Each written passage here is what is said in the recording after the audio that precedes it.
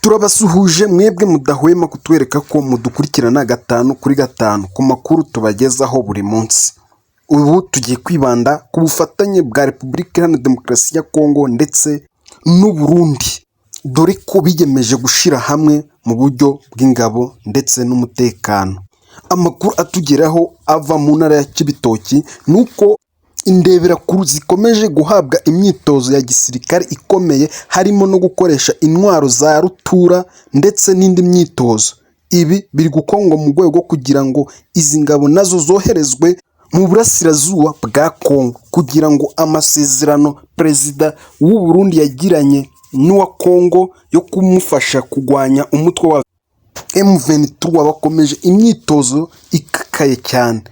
Gusa bavuga ko n'ubundi izi ngabo zizakomeza zifasha Repubulika Iharanira Demokarasi ya Kongo, ndetse abandi bakoherezwa ku mipaka y'u Burundi n'u Rwanda, ngo ni mu rwego rwo kwicungira umutekano, ngo kuko abasirikari ubundi bufite ntibahagije, ngo ariko izi Ndeberakure zishobora kubatera ingabo mu bitugu mu buryo bwo kurinda umutekano mu buryo buhoraho. Gusa ababirebera kure bavuga ko izi ngabo zitagambiriye ibi byo kurinda umutekano w'Abarundi by'umwihariko, ahubwo bagambiriye gufasha leta ya Kongo kugwanya umutwe wa M23, aho perezida wabo w'u Burundi yasezeranyije Perezida Fardc.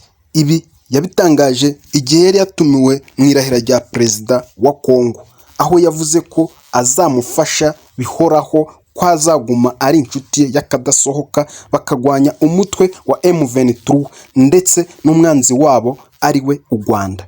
Gusa ibi ngibi nk'uko tubikesha amakuru aturuka muri Kongo, nuko izi ngabo zitaragera muri Kongo kugeza n'ubu. Izi mbonerakure akaba ari urubyiruko ruturuka mu ntara za Cibitoki, Bujumbura, Bubanza na Rumonge. Izi mbonerakure zatowe n'abahagarariye abandi babizegwa ba Evariste Ndayishimiye ndetse n'umugwi wa CNDD-FDD. Abayobozi bazihaye impanuro batandukanye bakomeje bavuga ko kugwanira igihugu cyabo ndetse n'icya Kongo ari ubutwari bukomeye, kandi ko n'uwagwa ku rugamba yazajya mu ijuru, kuko yaba agwanira igihugu cye ndetse n'abaturage bacyo. Izi mbonerakure kandi biravugwa ko ziri gutozwa n'ingabo za FDLR ndetse na bamwe mu bacancuro b'Abarusiya bakorera muri Kongo, kandi bikavuga ko bamwe muri izi mbonerakure bazahita boherezwa muri Kongo, abandi bakajya kurinda umupaka. Iyi myitozo ikazakomereza mu zindi ntara zo mu gihugu hose mu Burundi, akaba ari wo mugambi wa leta y'u Burundi ndetse n'umugwi wa CNDD-FDD. Ibi bikazafasha leta y'u Burundi kuzuza amasezerano ndetse n'umubare leta ya Repubulika Iharanira Demokarasi ya Kongo yabasabye mu buryo bwo kuyitera ingabo mu bitugu kugira bahashe umutwe wa M23.